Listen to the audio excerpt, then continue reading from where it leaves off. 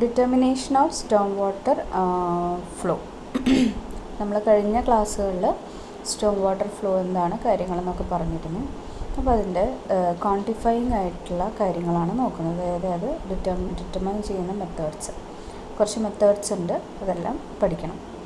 Rational മെത്തേഡ്സും ഉണ്ട്, empirical ഫോർമുലയും ഉണ്ട്. Rational method എന്ന് പറയുന്നത് Q = KAIR എന്ന് പറയുന്ന ഒരു ഫോർമുല. Q എന്ന് പറയുന്നത് സ്റ്റോം വാട്ടർ ഫ്ലോ ആണ്, അതായത് എത്ര ക്വാണ്ടിറ്റി കിട്ടുന്നു എന്നുള്ളത്. ദെൻ K എന്ന് പറയുന്നത് constant which permits the expression of the factor A, I and R in convenient units. അതിൻ്റെ വാല്യൂ എന്ന് പറയുന്നത് 1/360 ആണ്. A എന്ന് പറയുന്നത് ക്യാച്ച്മെൻറ്റ് ഏരിയ ഇൻ ഹെക്ടേഴ്സും, I എന്ന് പറയുന്നത് ഇംപെർമിയബിലിറ്റി ഫാക്ടർ അല്ലെങ്കിൽ റൺ ഓഫ് കോഎഫിഷ്യൻ്റ് ആണ്. R എന്ന് പറയുന്നത് intensity of rainfall in mm/h ആണ്. അപ്പോൾ അങ്ങനെയാണെങ്കിൽ Q = 1/360 × AIR. ഇനി ക്യാച്ച്മെൻറ്റ് ഏരിയ A എന്ന് പറയുന്നത് it is the area of the land and other surfaces which contribute the drainage into particular sewer. Area of the different surfaces are measured separately for the purpose of calculation. അതായത് നമ്മളുടെ സീവറിലേക്ക് വരുന്ന total Storm water എവിടെ നിന്നൊക്കെയുള്ള കോൺട്രിബ്യൂഷനാണോ അങ്ങനത്തെ ആ areas എല്ലാം കൂടെ add ചെയ്യുന്നതാണ് catchment area എന്ന് പറയുന്നത്. ക്യാച്ച്മെൻറ്റ് ഏരിയ എല്ലാം നമ്മൾ ഇറിഗേഷനിലും മറ്റും പഠിച്ചിട്ടുണ്ടായിരിക്കും. ഇംപെർമിയബിലിറ്റി ഫാക്ടർ അല്ലെങ്കിൽ run off coefficient I. If A1, A2, A3 up to AN are the individual areas of the total area capital A, then small I1, I2, I3 up to IN are the corresponding impermeability factors. Then I is equal to A1, I1 plus A2, I2 up to AN, IN divided by A1 plus A2 plus A3 plus up to AN, which is sigma AI divided by capital A. അതാണ് ഇംപെർമിയബിലിറ്റി factor അല്ലെങ്കിൽ run off coefficient എന്ന് പറയുന്നത്. അടുത്തത് വരുന്നത് intensity of rainfall ആണ്, R. അതിൽ KAIR R. Value of R in mm/h can be worked out from the rainfall records of that area. However, capital R also depend upon frequency and the duration of the storm. അതായത് അവിടുത്തെ rainfall records വെച്ചിട്ടാണ് നമ്മൾ capital ആറിൻ്റെ value കണ്ടുപിടിക്കുന്നത്. Depend ചെയ്യുന്ന factors എന്ന് പറയുന്നത് ഫ്രീക്വൻസിയും ഡ്യൂറേഷനുമാണ്, അവിടെ നടക്കുന്ന മഴയുടെ ഫ്രീക്വൻസിയും ഡ്യൂറേഷനും. Generally the storm water occurring once in 5 years is taken for design. അതായത് വൺസ് ഇൻ 5 hours, 5 വർഷത്തിൽ ഒരിക്കൽ നടക്കുന്ന സ്റ്റോമാണ് നമ്മൾ സാധാരണയായിട്ട് ഇതിനെ ഡിസൈനായിട്ട് എടുക്കുന്നത്. Intensity of the rainfall for such Storm may be taken from rainfall intensity duration curve. In the absence of such curves the following formula can be used. R is equal to 760/T+10 when duration is 5 to 20 minutes. R is equal to 1020 divided by T+20 for the storm duration up to 20 to 100 minutes. Okay, T is the time of concentration. അപ്പോൾ എന്താണ് time of concentration എന്നുള്ളത് നോക്കാം.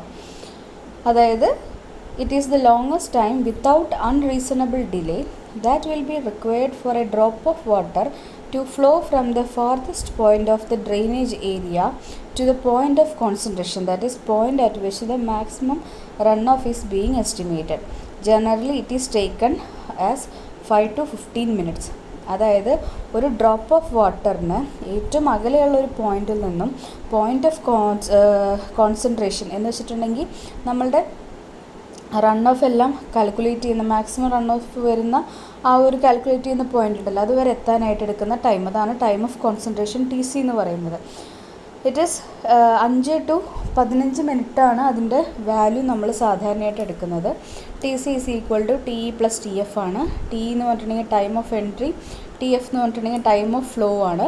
അപ്പോൾ time of എൻട്രിയും time of ഫ്ലോയിൻ്റെയും സമ്മാണ് പറയുന്ന TC അല്ലെങ്കിൽ time of concentration എന്ന് വിളിക്കുന്നത്. ഓക്കെ, അപ്പം അങ്ങനെയാണെങ്കിൽ ടൈം ഓഫ് എൻട്രി എന്താണ്, ടൈം ഓഫ് ഫ്ലോ എന്താണ്?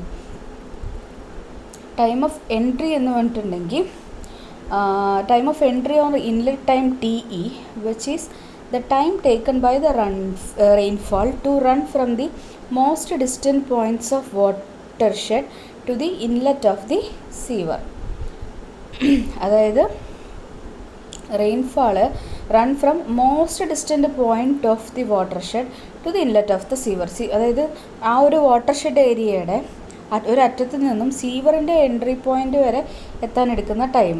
ഓക്കെ, അതാണ് എൻട്രി, ടൈം ഓഫ് എൻട്രി എന്ന് പറയുന്നത്. It depends on the shape and characteristics and topography of the basin and may be generally vary from 5 to 30 minutes.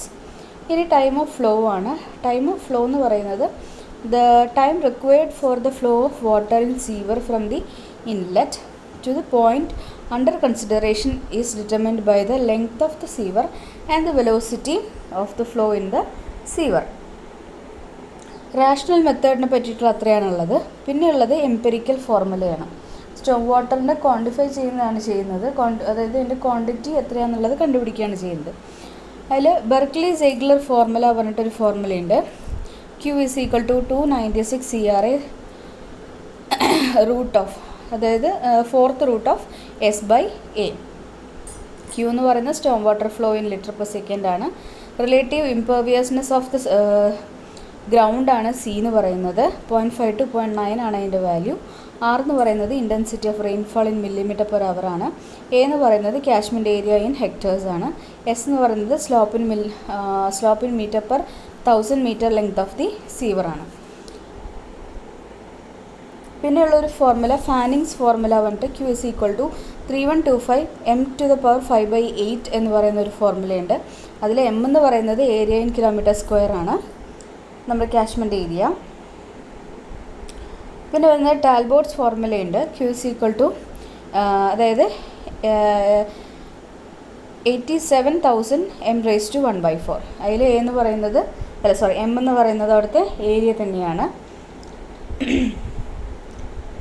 പിന്നെ വരുന്നത് empirical formula. അടുത്തത് Dickens ഫോർമുലയാണ്. Q is equal to 14 cm raised to 3/4 എന്ന് പറയുന്ന ഫോർമുലയാണ്. Q is equal to Storm water flow in litre per second. M is equal to നമ്മുടെ area തന്നെ. C എന്ന് പറയുന്ന ഒരു ഫാക്ടറും കൂടെ അതിനകത്ത് വരുന്നുണ്ട്. നമ്മുടെ C എന്ന് പറയുന്നത് വെരി ലാർജ് ഏരിയ ആണെങ്കിൽ 250, ആവറേജ് സൈസുള്ള area with annual rainfall 600 to 1200 ആണെന്നുണ്ടെങ്കിൽ അതിൽ 850 എടുക്കണം. സ്മോൾ ഏരിയ ആണെന്നുണ്ടെങ്കിൽ 1600 ആണ് അതിൻ്റെ വാല്യൂ നമ്മൾ എടുക്കേണ്ടത്. അടുത്തുള്ള റൈവ്സ് ഫോർമുലയാണ്. അത് 15 cm raised to 2/3 ആണ്. സിയുടെ വാല്യൂ എന്ന് പറയുന്നത് 450 മുതൽ 625 വരെയാണ് വേരിയേഷൻ വരുന്നത്. ബാക്കിയെല്ലാം അതുപോലെ തന്നെ. പിന്നെ വരുന്നത് ഇംഗ്ലീഷ് ഫോർമുലയാണ്. ഇംഗ്ലീഷ് ഫോർമുല പറഞ്ഞിട്ടുണ്ടെങ്കിൽ Q is equal to നമുക്കിപ്പോൾ ഓരോ എംപിരിക്കൽ ഫോർമുലയും നിങ്ങൾ കാണാതെ അറിഞ്ഞിരിക്കണം കേട്ടോ. അതിൻ്റെ എല്ലാ ടേംസും പഠിച്ചിരിക്കണം എന്താണെന്നുള്ളത്. Q is equal to 1,23,100 meter divided by root of m plus 10.4 എന്ന് പറയുന്ന ഇതാണ് നമ്മളുടെ ഇംഗ്ലീഷ് ഫോർമുല. അതിൽ m എന്ന് പറയുന്നത് ഏരിയ തന്നെയാണ് കിലോമീറ്റർ സ്ക്വയറിൽ. അപ്പോൾ അത്രയുമാണ് എംപിരിക്കൽ മെത്തേഡിൽ വരുന്ന empirical formula. Storm water flow calculate ചെയ്യാനുള്ള എംപിരിക്കൽ ഫോർമുലയാണ് അത്രയുള്ളത്. ഇനി കുറച്ച് ഹൈഡ്രോളിക് ഫോർമുലയുണ്ട്. Chezy's formula. V എന്ന് പറയുന്നത് velocity of flow in metre per second ആണ്. V is equal to C root RS. അതിൽ S എന്ന് പറഞ്ഞിട്ടുണ്ടെങ്കിൽ ഹൈഡ്രോളിക് ഗ്രേഡിയൻ്റ് അല്ലെങ്കിൽ സ്ലോപ്പ് ഓഫ് ദി സീവർ ആണ്. R എന്ന് പറയുന്നത് ഹൈഡ്രോളിക് മീൻ റേഡിയസ് ആണ് in metre, which is equal to A/P. അതിൽ A എന്ന് പറയുന്നത് area of cross section in m², P എന്ന് പറയുന്നത് വെറ്റഡ് പെരിമീറ്ററുമാണ്, C എന്ന് പറയുന്നത് ചെസീസ് കോൺസ്റ്റൻ്റ് ആണ്. ഓക്കെ, അതാണ് ചെസീസ് ഫോർമുല. ദെൻ നെക്സ്റ്റ് വരുന്നത് Chezy's constant is calculated either by Kutter's formula or by Bazin's formula. അതായത് C ഇപ്പോൾ നമ്മൾ ചെസീസ് കോൺസ്റ്റൻറ്റ് C പറഞ്ഞില്ല, അപ്പോൾ അതിൻ്റെ വാല്യൂ കണ്ടുപിടിക്കാനുള്ള മെത്തേഡ്സാണ്. C എന്ന് പറഞ്ഞിട്ട് കട്ടേഴ്സ് ഫോർമുല കൊടുത്തിട്ടുണ്ട്. അതിൻ്റെ എല്ലാം ഓരോന്ന് എന്താണെന്നുള്ളത് അതിനകത്ത് കാണിച്ചിട്ടുണ്ട്. ദെൻ ഉള്ളത് basins ഫോർമുലയാണ്. C is equal to എന്ന് പറഞ്ഞിട്ട് 157.6 divided by 1.81 plus K by root R എന്ന് പറയുന്ന ആ ഒരു ഇക്വേഷനും കൂടെ. where R is equal to hydraulic mean radius, K is equal to Basin's constant. പിന്നെ വരുന്നത് മാനിൻസ് ഫോർമുലയാണ് വി എന്ന് പറയുന്നത്. നമ്മുടെ സ്റ്റോം വാട്ടറിൻ്റെ വെലോസിറ്റിയാണ് കണ്ടുപിടിക്കുന്നത് കേട്ടോ. അതെന്ന് പറയുന്നത് എന്താണ്? V is equal to 1/n into R raise to 2/3 S raise to 1/2. Then പിന്നെ വരുന്നത് ക്രിംസ് ആൻഡ് ബർഗ്സ് ഫോർമുലയുണ്ട്. V is equal to 83.47 R raise to 2/3 into S raise to 1/2. Then Hazen Williams ഫോർമുലയുണ്ട്. V is equal to 0.85 C R raise to 0.63 S raise to 0.54. Okay, എത്രയും ഫോർമുലയും കാര്യങ്ങളും നിങ്ങൾ കാണാതെ എന്ത് തന്നെയായാലും പഠിച്ചിട്ടുണ്ടായിരിക്കണം. നെക്സ്റ്റ് വരുന്നത് ഗ്രേഡിയൻ്റ് ഓഫ് സീവേഴ്സ് ആണ്. Gradient of sewer is fixed on basis of the following consideration. എന്തൊക്കെയാണ് ഗ്രേഡിയൻ്റ് ഫിക്സ് ചെയ്യാൻ? ഗ്രേഡിയൻ്റ് എന്ന് പറഞ്ഞിട്ടുണ്ടെങ്കിൽ നമ്മുടെ സീവർ ഇരിക്കുന്ന ആ ഒരു ചെരിവ്, slope of the ground, minimum and maximum velocities, diameter of the sewer and the discharge. ഇതാണ് പ്രധാനപ്പെട്ട 3 കാര്യങ്ങൾ. മിനിമം ഗ്രേഡിയൻറ്റ് ഫോർ സീവർ എന്ന് പറയുന്നത് 1/20 ആണ്. ഹൗസ് ഹോൾഡ് കണക്ഷൻസിനൊക്കെ ആണെന്നുണ്ടെങ്കിൽ 1/40 ഇടുക. Then main pipe are laid in 1/100. Nomogram എന്ന് പറഞ്ഞിട്ടുള്ള ഈ ഒരു എന്താ പറയുക റെഫറൻസ് വെച്ചിട്ട് nomogram for Manning's formula N is equal to 0.13 circular pipe running full, അങ്ങനെയുള്ളൊരു കണ്ടീഷനിലുള്ളൊരു നോമോഗ്രാമാണ് ഈ കാണിച്ചിരിക്കുന്നത്. ഇതിനെ ബേസ് ചെയ്തിട്ടാണ് നമ്മൾ എന്ത് ചെയ്യാന്ന് വെച്ചിട്ടുണ്ടെങ്കിൽ സ്ലോപ്പ് നമ്മുടെ ഗ്രേഡിയൻ്റ് ഫിക്സ് ചെയ്യുന്നത്. സർഫസ് ഡ്രെയിൻസ് അല്ലെങ്കിൽ open drains, they carry sullage, less foul-faced water from the bathrooms, kitchens and washing places, and also rainwater from the courtyards, roofs and roads and open grounds. അപ്പോൾ surface drain അല്ലെങ്കിൽ open drains. Sewer എന്ന് പറയുന്നത് closed ആയിട്ടുള്ളൊരു conduit ആണെന്ന് നമ്മൾ പറഞ്ഞിട്ടുണ്ടായിരുന്നു. അതായത് മറ്റേ ഹൈലി എന്താ പറയുക ഓർഡറസ് ആയിട്ടുള്ള വേസ്റ്റ് ആയിരിക്കും അതിൽ പോകുന്നത്. ഓപ്പൺ ഡ്രെയിൻ എന്ന് പറഞ്ഞിട്ടുണ്ടെങ്കിൽ നമ്മൾ സാധാരണ ഓടകളൊക്കെ, അപ്പോൾ അതിലൂടെ പോകുന്നത് പറഞ്ഞിട്ടുണ്ടെങ്കിൽ ലെസ് ഫൗളായിട്ടുള്ള വേസ്റ്റ് ആയിരിക്കും. ബാത്റൂംസിൽ നിന്നോ കിച്ചൺസിൽ നിന്നോ വാഷിംഗ് പ്ലേസസിൽ നിന്നോ അതുപോലെ തന്നെ നമ്മളുടെ സാധാരണ ഗ്രൗണ്ടിൽ നിന്നുള്ള റെയിൻ വാട്ടർ അങ്ങനെയുള്ള കാര്യങ്ങളൊക്കെയാണ് ഓപ്പൺ ഡ്രെയിൻസിലൂടെ നമ്മൾ വിടുന്നത്. Constructed either in brick or stone masonry in cement or cement mortar. The inside surface is smoothly പ്ലാസ്റ്റേർഡ് with rich cement mortar. The drains are provided with suitable gradients. നല്ല രീതിയിലുള്ള gradient കൊടുത്തിട്ടില്ല എന്നുണ്ടെങ്കിൽ ഓരോ സ്ഥലത്തെത്തുമ്പോൾ എന്തുണ്ടാവും, അവിടെ വേസ്റ്റ് കെട്ടി നിൽക്കാനായിട്ട് തുടങ്ങും അല്ലേ. ആ ഒരു ചെരിവ് നമ്മളെ പ്രദേശത്തിനനുസരിച്ചിട്ട് ചെരിവ് കൊടുത്തിട്ടില്ല എന്നുണ്ടെങ്കിൽ വേസ്റ്റ് അവിടെ ഇവിടെയും കെട്ടി നിൽക്കാനും പിന്നീട് അത് ബുദ്ധിമുട്ടാവാനും തുടങ്ങും. ബ്രിക്ക് അല്ലെങ്കിൽ സ്റ്റോൺ മേസൺറിയിലാണ് പണിയുന്നത്. അതിൻ്റെ ഉൾഭാഗം എന്ന് പറയുന്നത് നല്ല സിമെൻറ്റ് റിച്ച് സിമെൻറ്റ് മോർട്ടാർ വെച്ചിട്ട് plaster ചെയ്തിട്ടുണ്ടായിരിക്കും. Requirements of an ideal drain. Construction and maintenance should be easy and cheap. Even during minimum dry weather flow, self-cleansing velocity should be developed due to avoid deposition of any solids if present. ഇപ്പോൾ സാധാരണ രീതിയിലുള്ള condition dry weather ആണെന്നുണ്ടെങ്കിലും തന്നെ എന്താണെന്ന് വെച്ചിട്ടുണ്ടെങ്കിൽ അവിടെ നമുക്ക് minimum self cleansing velocity available ആയിരിക്കുന്ന രീതിയിലായിരിക്കണം. സെൽഫ് ക്ലെൻസിങ് വെലോസിറ്റി എന്ന് പറഞ്ഞാൽ അവിടെ പോകുന്ന ആ ഒരു ഫ്ലോൻ്റെ വെലോസിറ്റി എന്ന് പറയുന്നത് അതങ്ങനെ ക്ലീൻ ചെയ്തിട്ട് പോകുന്നത്, അതായത് ഡെപ്പോസിഷൻ നടക്കാത്ത രീതിയിലായിരിക്കണം പോകുന്നുണ്ടാകുന്നത്. പിന്നെ the drain should have sufficient free board even during maximum discharge so as to avoid the overflowing. അതായത് ഫ്രീ ബോർഡ് എന്ന് പറഞ്ഞിട്ടുണ്ടെങ്കിൽ നിങ്ങൾക്ക് അറിയണ്ടാവും, അതായത് നമ്മളിപ്പോൾ ആ ഡ്രെയിനിൽ പോകുന്ന വേസ്റ്റിൻ്റെ ആ ഒരു ടോപ്പ് ലെവലുണ്ടല്ലോ, അതും നമ്മളുടെ ഡ്രെയിനിൻ്റെ ടോപ്പ് ലെവലും തമ്മിലുള്ള ആ ഡിഫറൻസ്. അപ്പോൾ ആ ഒരു ലെവൽ എന്ന് പറയുന്നത് അത്യാവശ്യം സഫിഷ്യൻ്റ് ആയിട്ട് കൊടുത്തിട്ടില്ല എന്നുണ്ടെങ്കിൽ എന്തുണ്ടാവുമെന്ന് വെച്ചിട്ടുണ്ടെങ്കിൽ മാക്സിമം ഡിസ്ചാർജ് വരുന്ന സമയത്ത് ഇത് ഓവർഫ്ലോ ചെയ്യാനായിട്ട് തുടങ്ങും. Inner surface should be smooth. The drain should be such that it can easily be cleaned. It should be structured, safe and stable. It should be non-corrosive and withstand erosion due to flow. Any types of surface drains ആണ്. Rectangular ഉണ്ട്, trapezoidal ഉണ്ട്, U-shaped ഉണ്ട്, semicircular ഉണ്ട്, V-shaped ഉണ്ട്. ഇനി Factors influencing the selection of the shape of sewers. ഈ open drains എന്ന് പറയുന്നത് വളരെ ഇമ്പോർട്ടൻ്റ് ആയിട്ടുള്ള പോർഷനാണ്. ക്വസ്റ്റ്യൻ പേപ്പറിലൊക്കെ സ്ഥിരമായിട്ട് എപ്പോഴും ചോദിക്കുന്ന ഭാഗമാണ് കേട്ടോ. Efficiency of the flow which depends on the hydraulic mean depth. അതായത് എന്തൊക്കെ ഫാക്ടേഴ്സാണ് നമ്മൾ സീവറിൻ്റെ ഷേപ്പ് നിശ്ചയിക്കുന്നതിന് ബേസ് ചെയ്തിരിക്കുന്നതെന്ന് വെച്ചിട്ടുണ്ടെങ്കിൽ, efficiency of the flow which depends on the hydraulic mean depth, then structural stability, cost of the sewers, ease of the construction and the maintenance, resistance to internal and external pressures, maintenance of the self-cleansing velocities even during minimum flow. Then shape of the cross section for sewers.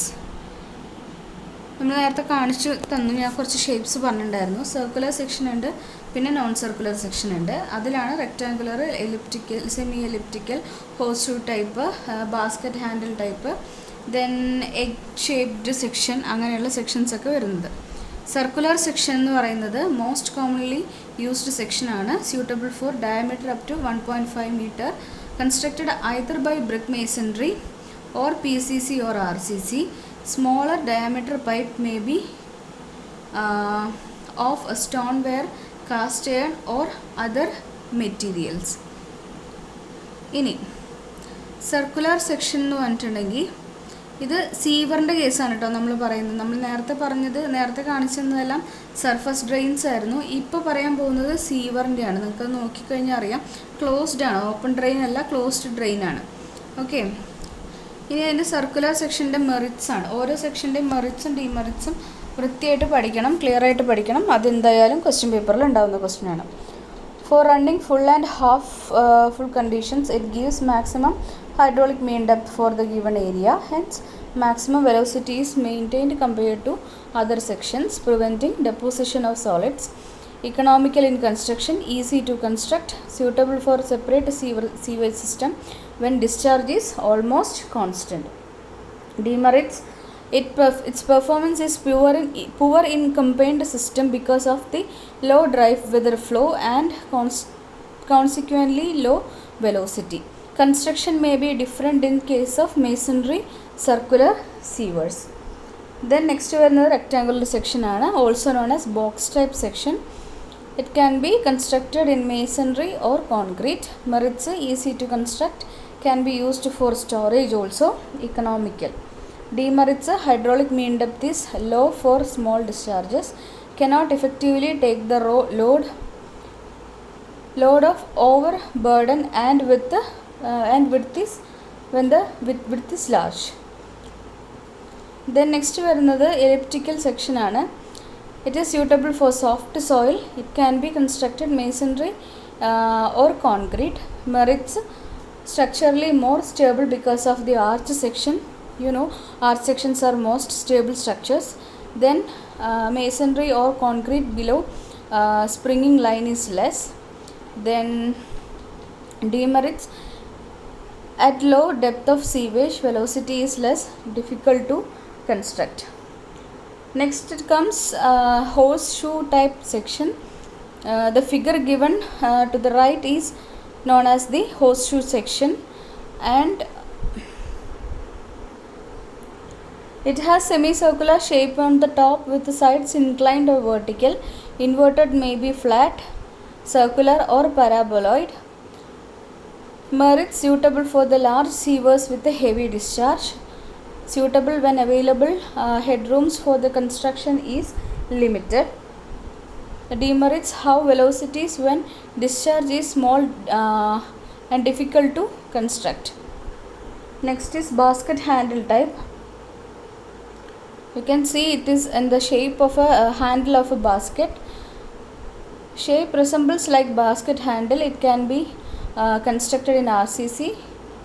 Merits, self-cleansing velocity can be developed even for the small discharges. Section can furnish efficiently for large discharges also. So demerits, costly and uneconomical, difficult to construct. And next it is egg-shaped sections. These are the two types of egg sections. There is standard egg-shaped and new ovoid type shape. You can see that. Next is sewer materials. What are the materials used for the construction of the sewer? They are stoneware, cast iron, cement concrete, AC pipes, brick, steel and plastic. And you should be very thorough with the materials and their properties and why they are used to construct the sewers. First comes the stoneware sewers. It consists of 76% of silica and 24% of alumina, small percentage of crushed stone, pottery and also iron oxide. Size up to 600 mm in dia and 600 to 900 mm in length. Each pipe is provided with spigot and socket ends. Cheap, easily available. These are cheap and easily available stonewares. Highly resistant to corrosion. Heavy in weight and brittle, hence handling and transportation are difficult.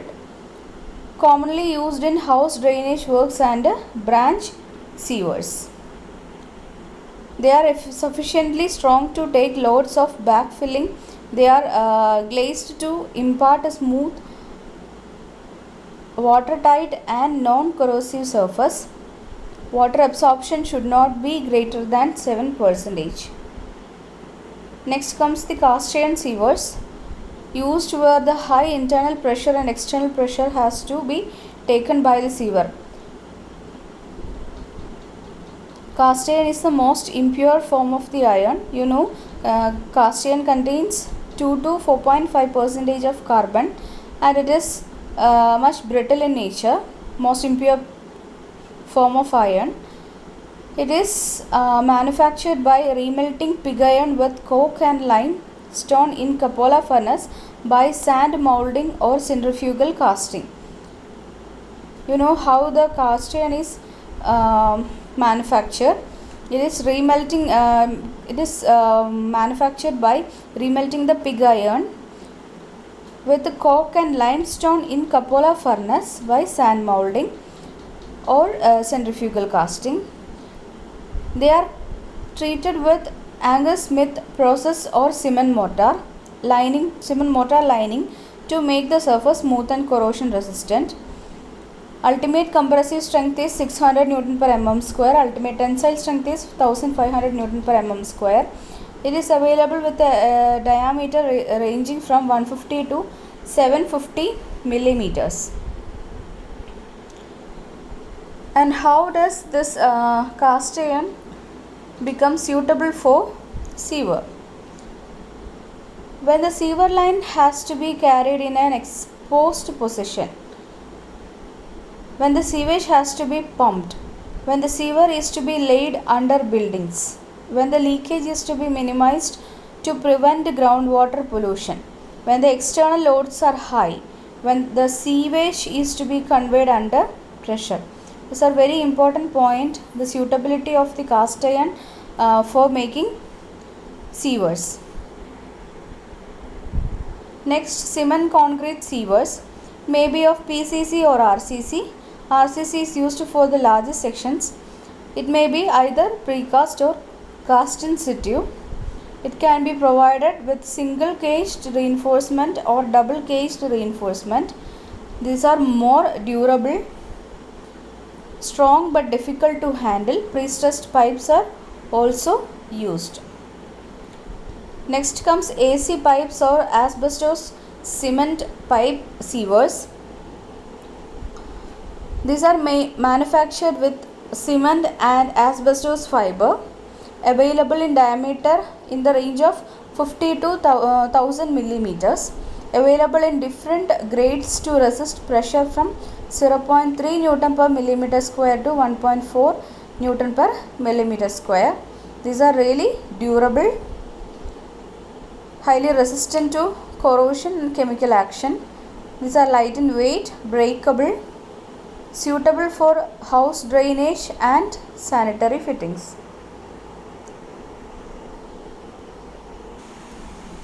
Okay, remaining portions will be uploaded in the next video. Thank you.